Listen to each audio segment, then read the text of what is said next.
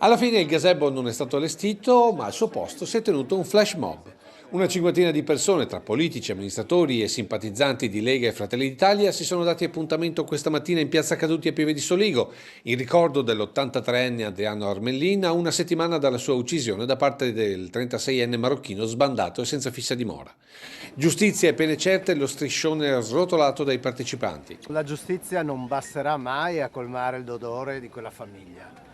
Quello che però possiamo chiedere è che le pene siano severe e siano rispettate. Nella stessa settimana in cui piangiamo un concittadino, un cittadino di Pieve di Soligo massacrato a casa sua per niente, ecco, nella stessa settimana sentiamo che vengono sguarnite le strade dai militari dell'operazione Strade Sicure. Uno Stato che ritira le proprie truppe e il presidio dei militari dalle piazze delle grandi città, che manda una nota alle forze dell'ordine perché non inseguano i ladri per non provocare incidenti, che invita a non utilizzare il taser oppure lo ritira laddove è utilizzato, non è uno Stato al fianco dei cittadini. Accanto alle motivazioni della manifestazione si è innescata l'inevitabile polemica con il sindaco che ha vietato lo spazio al gazebo. La cosa che mi stupisce più di tutto è che il sindaco, che è massima autorità di pubblica sicurezza, oggi dovrebbe essere qui con noi a chiedere la certezza della pena e a chiedere giustizia per i propri cittadini. Io non sono stato invitato e comunque avevo già manifestato la mia contrarietà a questo tipo di manifestazione fin tanto che non fossero venute le esequie del signor Armellin. Secca la replica di Boff durante la nostra prima edizione del telegiornale,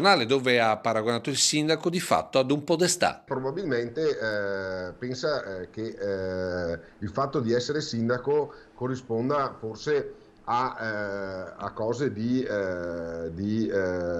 qualche cinquantina, settantina di anni fa, dove il sindaco era onnisciente rispetto a come si gestisce un territorio. Sindaco che dal canto suo rilancia con un'altra manifestazione, però dopo i funerali di Armelin, che si terranno martedì pomeriggio alle 15 nel Duomo di Pieve di Soligo. E anche con le altre comunità e aprendo a tutte le forze politiche e alla cittadinanza penseremo magari a una fiaccolata, a un momento di ricordo tutti insieme.